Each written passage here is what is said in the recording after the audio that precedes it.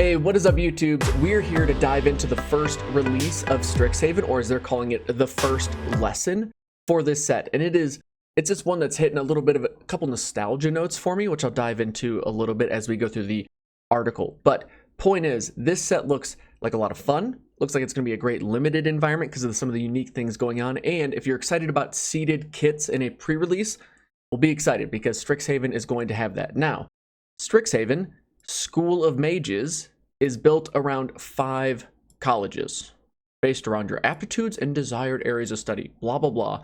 Point is, the colleges each was founded by an elder dragon.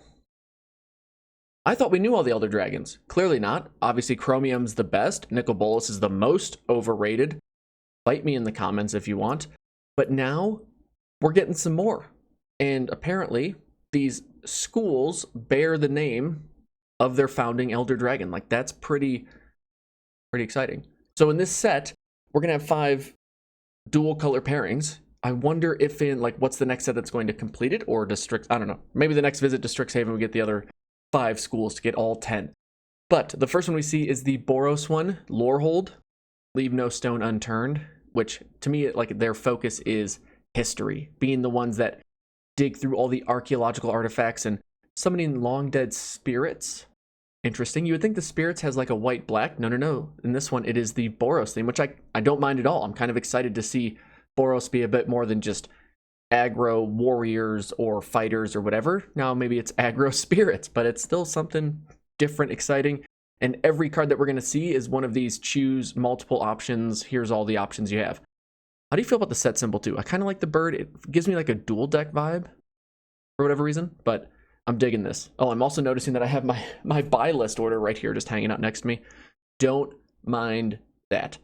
Anyway, what are our options? We can choose to create a 3/2 red and white spirit creature token. Okay, for 5 mana, instant speed, create a 3/2 spirit creature token. But it doesn't have flying, doesn't have haste or anything, it's just a spirit. Interesting. Okay. Creatures you control get +1/+0 and indestructible and haste till end of turn. Well, okay. Flying in haste. Brilliant. I guess it's at first strike, right? But red giving haste to spirits makes sense. They've been waiting for a while, I assume.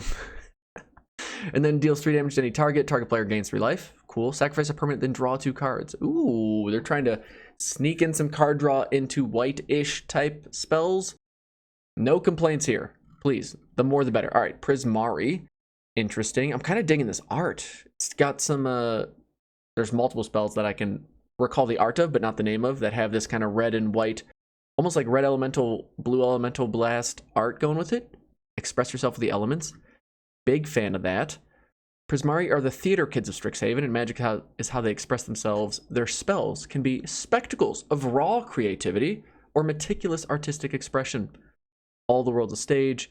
Yeah, they are express yourself with the elements. So they're the art, which I kind of like, right? You would think, is it color pairings always like math or science or something that's really static? And I guess you could say like art and science are this back and forth, but or there's a fine line between the two.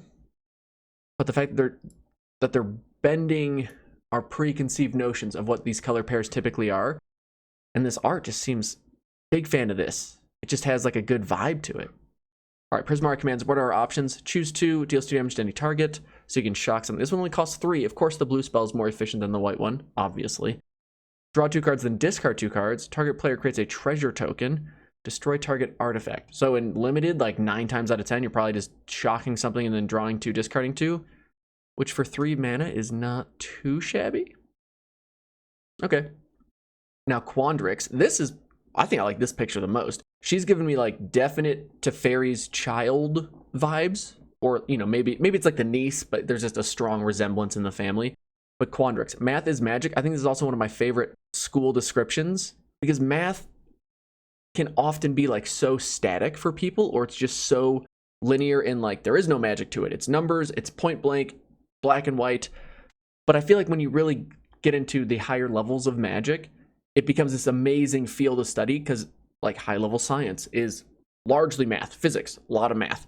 All the things that help the world run, often based on math. And to me, that in and of itself is magical. Okay, Quandrix are ingenious mathematicians, obviously. They'll solve a Rubik's Cube while contemplating the metaphysical properties of the universe and can recite every number of pi backwards. All right, a little over the top there, but great. Math is magic. Here's an example of powerful Quandrix magic.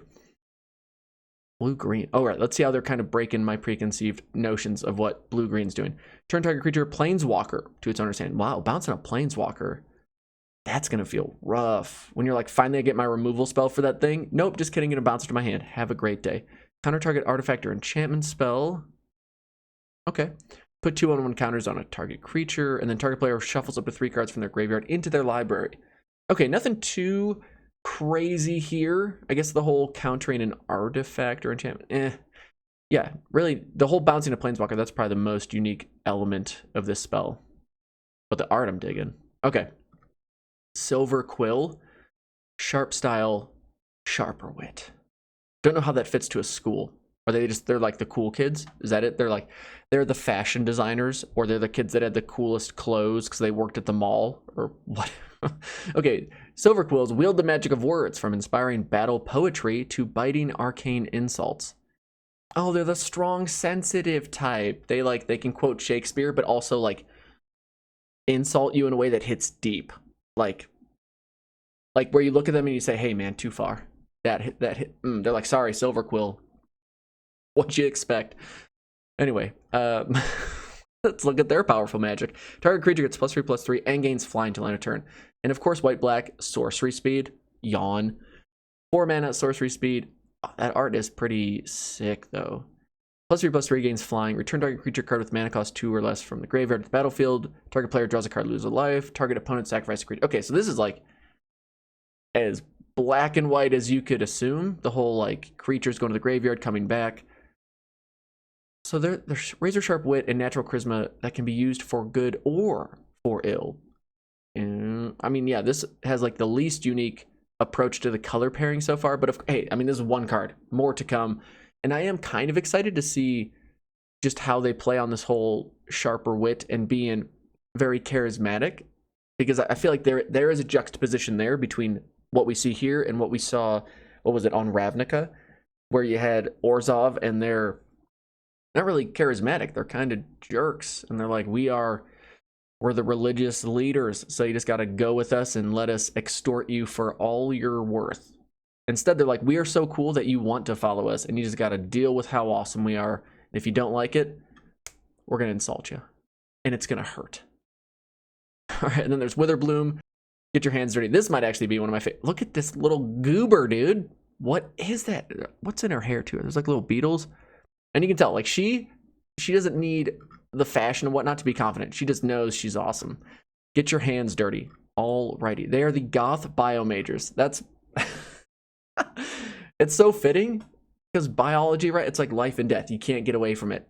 And then goth, I mean, say no more. If you grew up in the 90s, you know all about the goth scene. They draw power from the essence of living beings, whether that means enhancing nature or exploiting it. Well then. Okay, Witherbloom mages are the most at home riding zombie crocs. Just casually throwing that out there. Picking herbs for potions and hanging out in their swamp. Making grim jokes. Their motto is get your hands dirty. Okay. Riding zombie crocs. Like you do to school. Okay, here's an example of their powerful Witherbloom magic. Choose 2. It only costs 2 mana at sorcery speed. Again, the white options seem to be the worst costed of the spells. Rolling that out there. Target player mills 3 cards, then you return a land card from your graveyard to your hand. Okay, destroy target non-creature, non-land permanent with converted mana cost or with mana value. Oh, that's a new thing in the set. My brain just went to converted mana cost. Like, it just knew those were the next words coming, and now it says mana value, 2 or less. Whoa. Isn't that kind of weird how your brain works? Like, you just, with permanent with, and my brain just filled in converted mana cost. It just knew that was supposed to be the next 3 words. And instead, Wizards has said mana value. Do I like that more? I don't know. But it's cleaner if that's the case. 2 words better than 3. Mana value 2 or less. I kind of like saying converted mana cost versus mana value. Maybe I just need to get used to it. And then we got target creature gets -3/-1. Target opponent loses 2 life and you gain 2 life. All right, again, not the most unique interpretation of this color pairing, but I'll take it. And yeah, all the artwork's pretty sweet. Okay, now for one of the most exciting things about this whole article is the mystical archive. So I'm taking this as essentially expedition, masterpieces, whatever, they're back. And the coolest thing that they announced in the stream of this, I'm pretty sure, which I did not have the time to watch all of, but is that there's going to be one of these cards in every pack. Now, of course, it's not always going to be like a rare or mythic, but in every draft booster pack, I don't know how the set booster packs are working, but every draft booster pack, you get one of these mystical archive cards. That's pretty sick. And I love how they're saying it like we pulled this from our library of resources from Strixhaven. Like it's a school. Magic. I mean, I digress. Point is, very excited about this. And if it's in a draft booster pack, that means in your draft, there's going to be a lot of random options as to what you can draft. I wonder if on Arena, how they're going to make this work in Arena. I really hope they keep it around for Arena, and it's going to make me really, really sad if I cannot do any paper drafts of this set, because I just thrown it out there. I love draft so much to then not get to experience these awesome cards and how they just make the set feel more unique every time. I really hope it works out.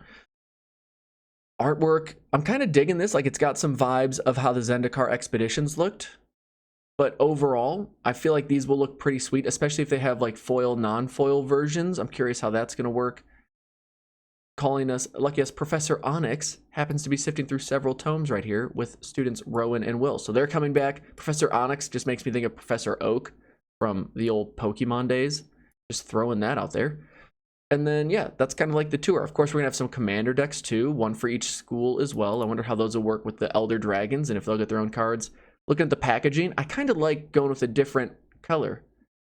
Like, this is like an oxblood kind of maroonish type deal. I feel like we haven't seen this color since Innistrad, give or take. I wasn't playing around when Innistrad was first released. But that's the only other set that comes to mind when I see these color pairings thrown on the packaging. Look at this cute little owl thing going on. Will and Rowan looking good in the library. And then, oh, naturally the wonders of our biblioplex. Here's a couple facts for you. In England, Oxford University, there is no, like you don't go to Oxford University, you go to one of the colleges at Oxford University, which I thought was pretty interesting. And then their big fancy library that's in the middle of Oxford, give or take, is called the Bodleian, or the Bod. So here in Biblioplex, kind of similar. It starts with a B. What more do you need? Yeah, just a lot of random cool things that make me excited. And like Oxford University gave J.K. Rowling a lot of inspiration for the whole Harry Potter thing. Got some pictures of the buildings that she would look at when she was writing the stories. Very cool. That's a lot of randomness right there for you. But I'm just getting vibes of all my experiences there and whatnot. Reading through this and seeing some of the artwork and stuff. I'm excited about this set. This is very cool. What about y'all? What's your favorite school looking like, or favorite college? Which one would you be the most excited to attend?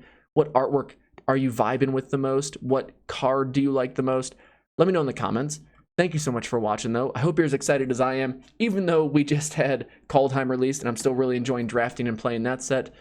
And yeah, believe it or not, we've already got a peek into Strixhaven in the next set that's coming out in like April. But yeah, here we are. Take it easy, though, my friends. We'll see you in the next video. Peace.